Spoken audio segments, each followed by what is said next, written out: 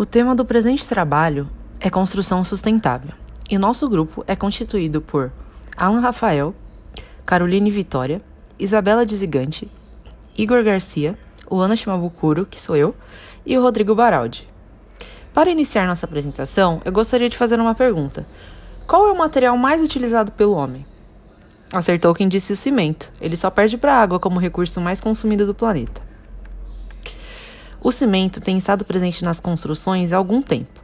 Data-se de sua primeira utilização no Antigo Egito, onde usavam uma espécie de liga constituída de gesso calcinado.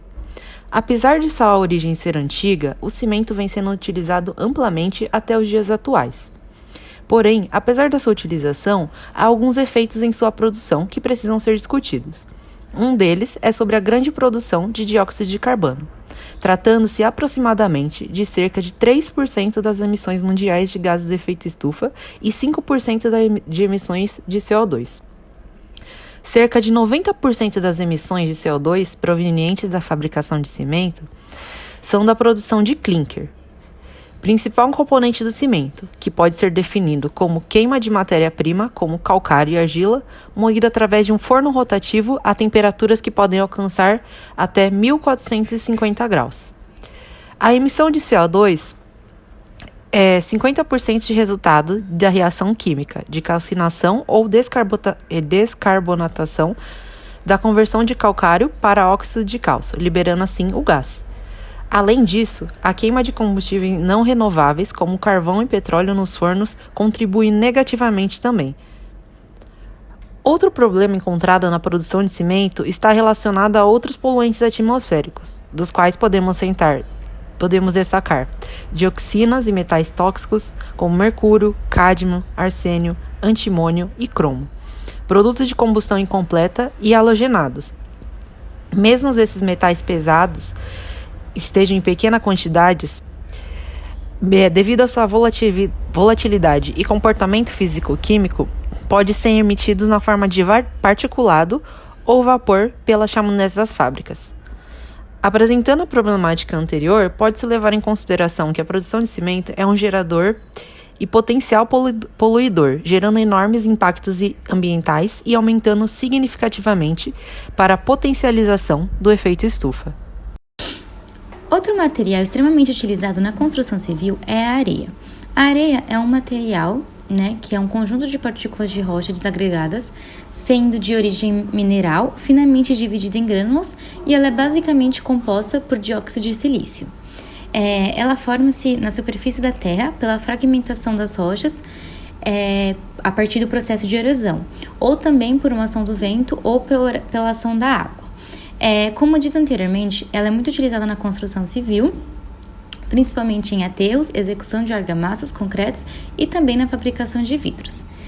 No Brasil, a areia é extraída principalmente de leitos de rios, mas também podem ser obtidas em planícies aluviais ou a partir de rochas sedimentares e também por mantos de alteração de rochas cristalinas.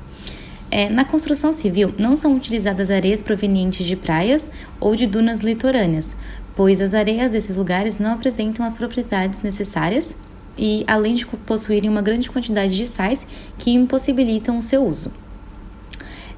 A extração da areia nos cursos de água acontece nas profundidades médias, onde com a utilização de bombas de sucção há a captação dos sedimentos ativos existentes. A extração da areia para a construção civil promove sérios danos ambientais e aqui nós vamos citar alguns deles. O primeiro é o desmatamento. O desmatamento da cobertura vegetal nativa, ou também chamada de mata ciliar, ocorre pois os acúmulos de areias extraídas do leito do rio são colocados sobre a mata, dessa forma provocando a perda da biodiversidade, como exemplo disso a extinção da fauna e da flora. Ou seja, o ecossistema local é alterado drasticamente, ocasionando sérios danos ambientais e muitas vezes irreversíveis à sua recuperação. Outro ponto importante a ser destacado é o aumento dos processos erosivos, causado em consequência da destruição da cobertura vegetal em torno das margens do rio. Além disso, a ausência da mata ciliar para segurar o solo das margens provoca o seu assoreamento, desencadeando assim o alargamento das margens, causando inundações, depreciação na qualidade do solo, entre outros impactos.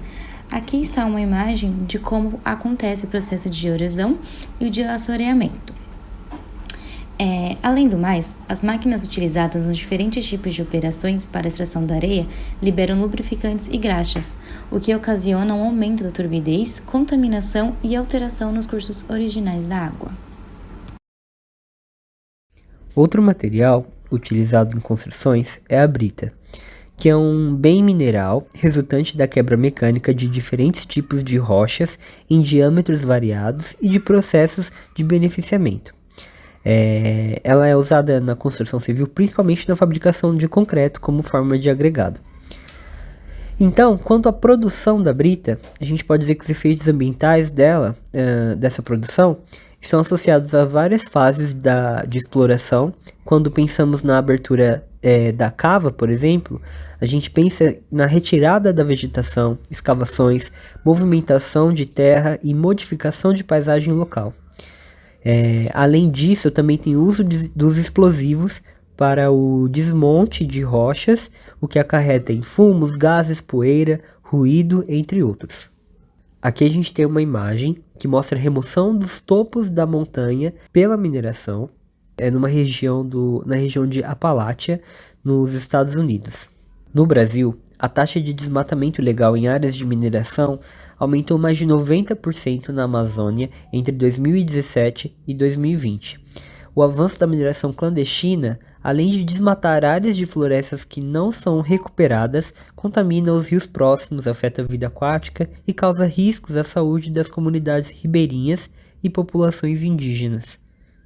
Agora vamos conhecer algumas soluções que podemos aplicar para diminuir os danos ambientais da construção civil. Segundo dados da Associação Brasileira para a Reciclagem de Resíduos da Construção Civil, todos os dias são produzidos no Brasil 290,5 mil toneladas de resíduos, o equivalente a cerca de 1.050 aviões Airbus A380, o modelo de aeronave comercial mais pesada do mundo.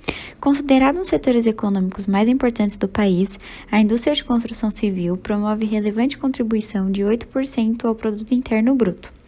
Entretanto, esse setor é também responsável por grande parte do impacto ambiental, seja pelo consumo de matérias, energias e água, ou pela produção de resíduos, que, quando destinados de maneira incorreta, inviabilizam a vida útil de aterros e poluem rios e mares. Qualquer material utilizado em uma obra é considerado um resíduo da construção civil.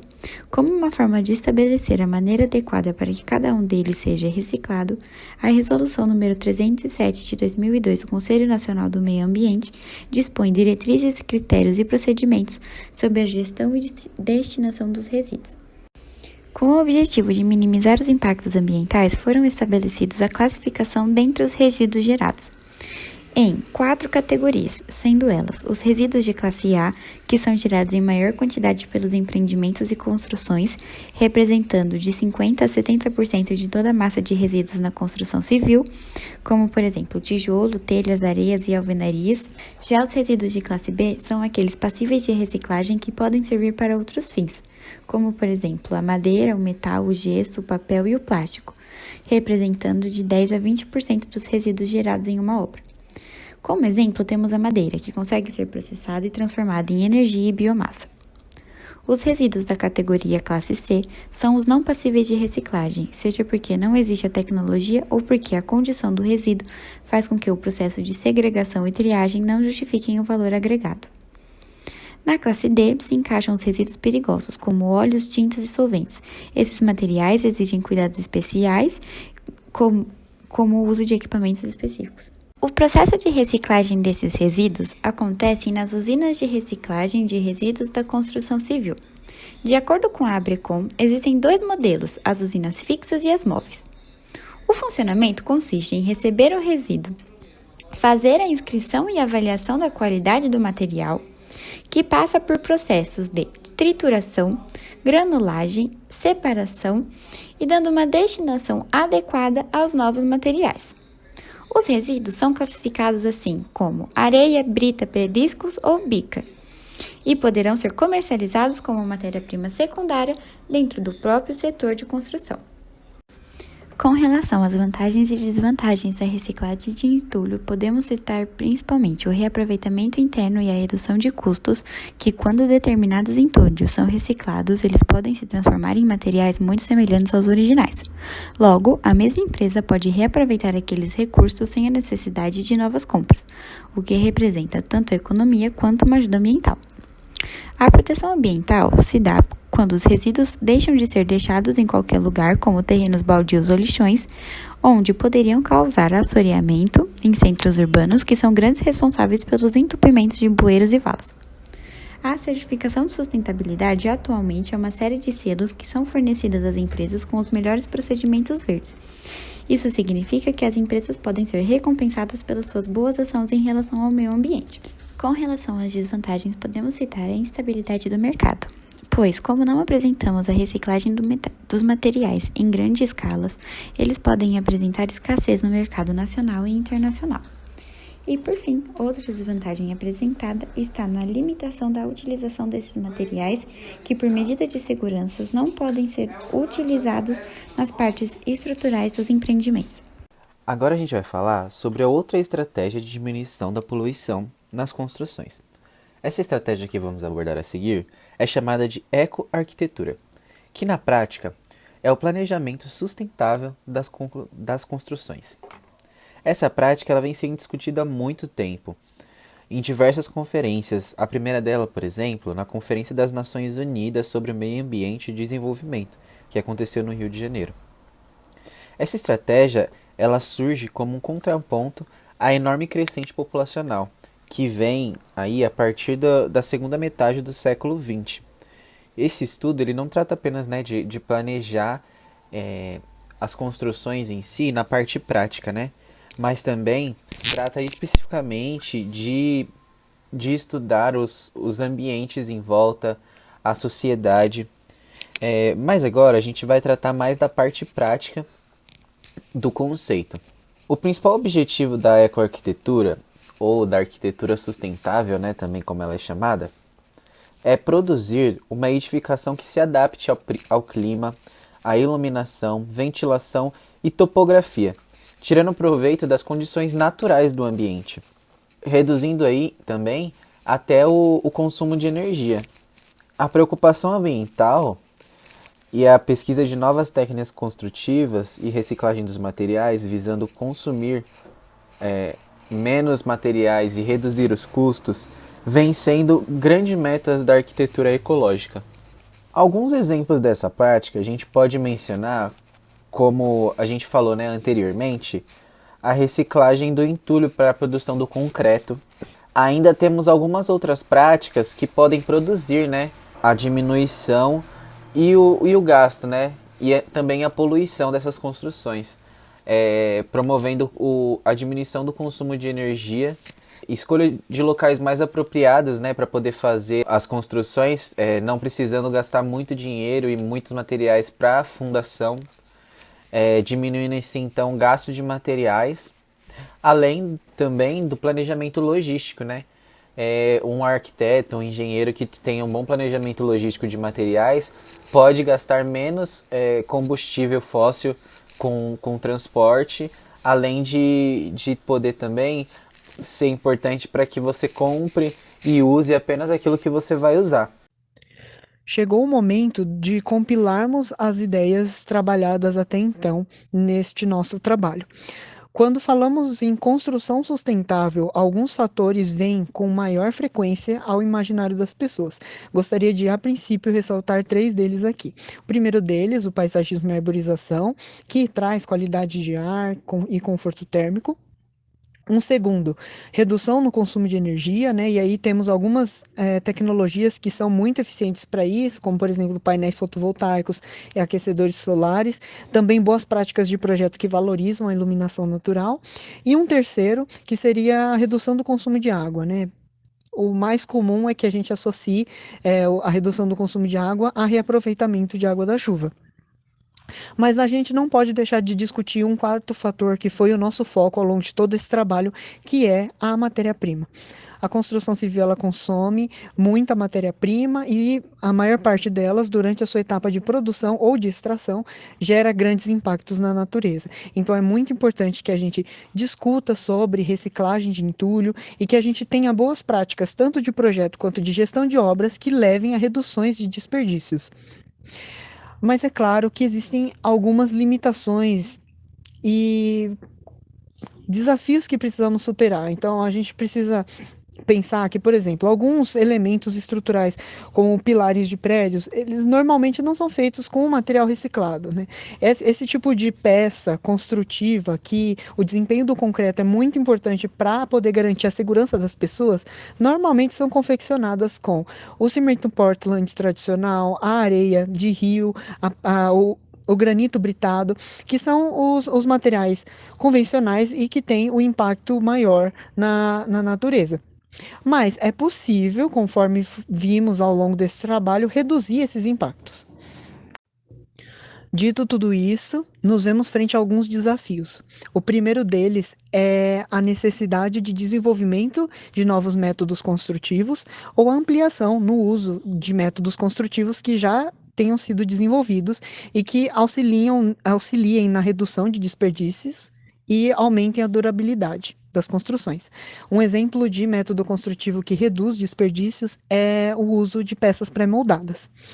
Um segundo aspecto é a necessidade de desenvolvimento de novos materiais que tenham redução de impacto ambiental durante a sua etapa, seja de extração, seja de produção, e que sejam mais duráveis, então levem a gastos de matéria-prima menores a longo prazo, gastos mais atrelados à necessidade de manutenção. Podemos citar 2 exemplos de tecnologias que vêm surgindo, no caso o ecocimento, que utiliza como matéria-prima resíduos da indústria de celulose, também biocimentos, que contêm colônias de bactérias extremófilas na sua composição, o que confere a eles capacidade de autorregeneração, dentre outros, que vêm surgindo em novas pesquisas.